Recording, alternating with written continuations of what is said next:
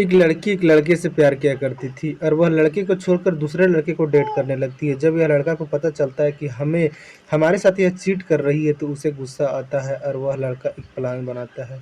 वह मिलने के लिए लड़की को एक दिन एक वाटरफॉल के पास बुलाता है और ये दोनों मिलते हैं। उसके बाद लड़का जो था वह बोल घूमने के बहाने एक सुनसान जगह पे लेके जाता है और वहाँ एक लैपटॉप के चार्जर केबल से लड़की का गला दबाकर उसे जान से मार देता है और चादर से लपेटकर साइड में उसका लाश को कर देता है और वहाँ से भाग जाता है। लड़का को लग रहा था कि हम पकड़े ही नहीं जाएंगे, लेकिन पुलिस जब सर्विलांस लगाती है और इलेक्ट्रिक जांच करती है तो लड़के के बारे में पता चल जाता है और इसमें खुलासा हो जाता है कि कौन कातिल है। कहानी को पूरा सुनने के लिए वीडियो और बने रहे हैं। तो नमस्कार, आप देख रहे हैं द रियल क्राइम और मैं आपके साथ रंजीत नायक।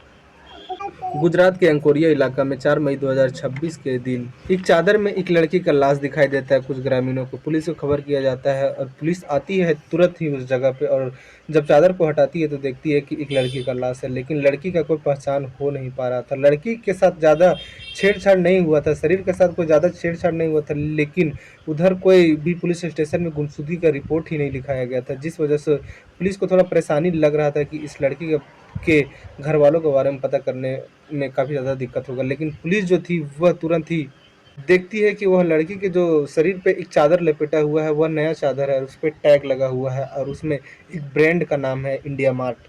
पुलिस को लगा कि यहाँ से कुछ मदद मिलेगा। उसके बाद पुलिस जो थी वह वहाँ के लोकेशन वगैरह सीडीआर वगैरह तब तक खंगाल रही थी और एक पुलिस की टीम चल जाती है वहीं अंकुरिया इलाके में जो भी दुकान पड़ता था कपड़े का, उस दुकान में पूछताछ करने की हाल के दिन में इस तरह का कोई भी मैंने चादर बिक्री हुआ है का, इसलिए कि यह गर्मी का वक्त था और इस वक्त में चादर बहुत कम लोग खरीदते हैं। ऐसा नहीं है कि कोई नहीं खरीदते हैं, कुछ लोग ही खरीदते हैं और इसमें दुकानदार को भी ज़्यादा आद रहेगा, इसलिए कि इस वक्त कम बिक्री होता है और जो भी ग्राहक आते होंगे वह जो खरीदारी करते होंगे उनसे ज़रूर बातचीत हुआ होगा कि अगर आप इस वक्त चादर ले रहे हैं तो किसके लिए ले रहे हैं, क्या कारण है।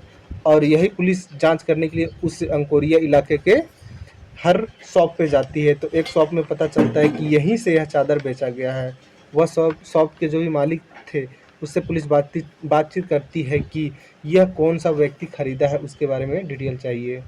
तो दुकानदार बोलता है कि हमारे पास तो डिटेल नहीं है, लेकिन सीसीटीवी कैमरा लगा है, उसमें शायद वह कैद हुआ होगा, तो अब देख लीजिए। जब पुलिस सीसीटीवी कैमरा खंगालती है तो उसमें एक लड़का जो था वह कैद हुआ था और वह भी नौजवान लड़का था। पुलिस उसको जूम करके देखती है और उसके बारे में जब पता करती है तो पता चलता है कि वह लड़का का नाम रोहन परमाल होता है और यह बड़ोदरा का रहने वाला है। पुलिस तुरंत देर बिल्कुल भी नहीं करती है, रोहित परमार के पास जाती है और उसे अरेस्ट कर लेती है, उसे थाने लेकर आती है और उससे पूछताछ करती है। शुरुआत में तो हर कैदी की तरह, हर कातिल की तरह रोहन भी करता है कि हमने यह कत्ल नहीं किया। जब पुलिस सख्ती बरतती है तो रोहन यह कबूल करता है कि हाँ, यह हमारे द्वारा ही इस लड़की का कत्ल हुआ है। पुलिस मोटिव जानने की कोशिश करती है कि कत्ल करने का कारण क्या है, तो रोहन बताता है कि हम एक कॉफ़ी शॉप में काम किया करते थे और उसी कॉफ़ी शॉप के बगल में एक हॉस्पिटल होता है, उस हॉस्पिटल में लड़की काम किया करती थी। लड़की के पिताजी यह बता चुके थे पुलिस को कि लड़की जो है वह एक हॉस्पिटल में काम किया करती थी। लड़की दरअसल गायब कब हुई थी?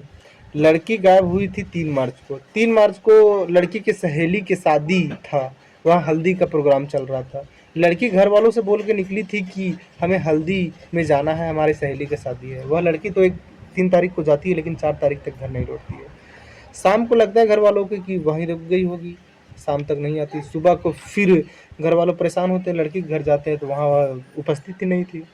फिर लगता है घर वालों की वह हॉस्पिटल गई होगी। हॉस्पिटल जाते हैं, वहाँ के कर्मचारी से बात करते हैं तो वहाँ भी लोग बोलते हैं कि जो लड़की है वह काम पे आई ही नहीं। घर वालों परेशान, उसके बाद घर वालों जाकर रिपोर्ट लिखाते हैं और इसके बाद फिर इधर पुलिस रोहन को पकड़ी थी। रोहन भी कबूल कर लिया था कि यह मेरे द्वारा ही कत्ल हुआ है। उससे पूछताछ किया जाता है तो वह यही बताता है कि हमारा जो कॉफ़ी शॉप था, रोहन वहाँ काम किया करता था, उसी के बगल में एक हॉस्पिटल था, वहीं वह लड़की काम किया करती थी और दोनों को अक्सर जो कॉफ़ी शॉप वाला रोहन था वह हॉस्पिटल कॉफ़ी वगैरह देने के लिए जाया करता था। तो इसी में दोनों लड़की और रोहन में बातचीत हुआ। लंबे वक्त तक बातचीत होने के बाद दोनों में दोस्ती हुआ, प्यार हुआ, दोनों रिलेशन में भी आ गए, कभी कभी मिलकर संबंध बनाए करते, इस तरह का हालत दोनों में चलने लगा। यानी कि जो रोहन था वह पूरा पूरी सीरियस था लड़के के ऊपर, शायद उसे शादी करने का भी विचार था। ये दोनों का ये जो संबंध था वह काफ़ी वक़्त से चल रहा था। लेकिन हाल के दिनों में पता चलता है रोहन को कि लड़की वह किसी और को डेट कर रही है और वह किसी और से प्यार करने लगी है और रोहन से वह दूरी बनाना चाह रही है। रोहन को यह धीरे-धीरे करके एहसास होने लगता है। रोहन को अंदर से गुस्सा आता है, लेकिन वह ट्राई करता है कि लड़की को पहले बहारा जाए कि लड़की आखिर में मेरे साथ चीट कर रही है या फिर कुछ और बात है। रोहन ट्राई करता है तो उसे पता चलता है कि हाँ, एक लड़का को ये डेट कर रही है और वही लड़का से प्यार करना चाहती है। रोहन को मन में बहुत ज़्यादा गुस्सा आता है। रोहन उससे फ़ोन मिलाता है, बातें करने की कोशिश करता है, मिलने की कोशिश करता है, लेकिन जो लड़की होती है वह रोहन से मिलना नहीं चाहती थी। लेकिन जो रोहन था वह काफ़ी ज़्यादा सीरियस था लड़की को लेकर। यानी कि अगर वह लड़की नहीं बात कर रही थी तो दिनों दिन जो रोहन था वह उसके बारे में सोच कर पागल हुए जा रहा था।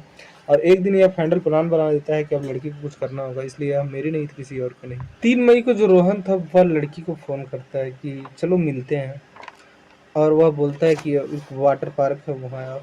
रोहन तो पहले से आ जाता है, लड़की आती है बाद में। दोनों वाटर पार्क में वक्त बिताते हैं, यहाँ वहाँ जो भी करना होता है करते हैं।